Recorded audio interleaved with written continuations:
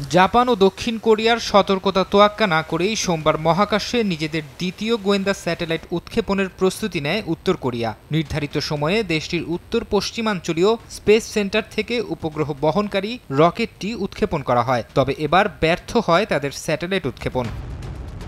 উত্তর কোরিয়ার জাতীয় মহাকাশ প্রযুক্তি সংস্থার বরাত দিয়ে দেশটির রাষ্ট্রীয় গণমাধ্যম জানায়, উড্ডয়নের পরপরই মধ্য আকাশে বিস্ফোরিত হয় রকেটটি। কর্তৃপক্ষ বলছে, রকেটে নতুন প্রযুক্তির ইঞ্জিন ব্যবহার করা হয়েছিল, কোনো কারণে সেই ইঞ্জিনই বিস্ফোরিত হয়, তবে এর কারণ জানা যায়নি। উত্তর কোরিয়ার গোয়েন্দা স্যাটেলাইট উৎক্ষেপণের চেষ্টা ব্যর্থ হওয়ার বিষয়টি নিশ্চিত করেছে জাপান। এক বিবৃতিতে দেশটির প্রতিরক্ষা মন্ত্রী জানান, উপগ্রহ বহনকারী রকেটটি বিস্ফোরণের পর পিত সাগরে পড়েছে। সতর্ক করা সত্ত্বেও মহাকাশে স্যাটেলাইট উৎক্ষেপণের চেষ্টার তীব্র নিন্দাও জানিয়েছে টোকিও। নগদে 500 টাকা বা তার বেশি পেমেন্টে পেতে পারেন ঢাকায় জমিসহ 20 কোটি টাকার পুরস্কার। নানা সময়ে আকাশে ব্যালিস্টিক ক্ষেপণাস্ত্র উৎক্ষেপণ করে বিশ্ববাসীর কাছে নিজেদের সামরিক সক্ষমতার জানান দেয় উত্তর কোরিয়া। গেল নভেম্বরে 3বারের প্রচেষ্টার পর সফলভাবে গোয়েন্দা স্যাটেলাইট উৎক্ষেপণ করে দেশটি। ফারহাদ চৌধুরী, সময় সংবাদ।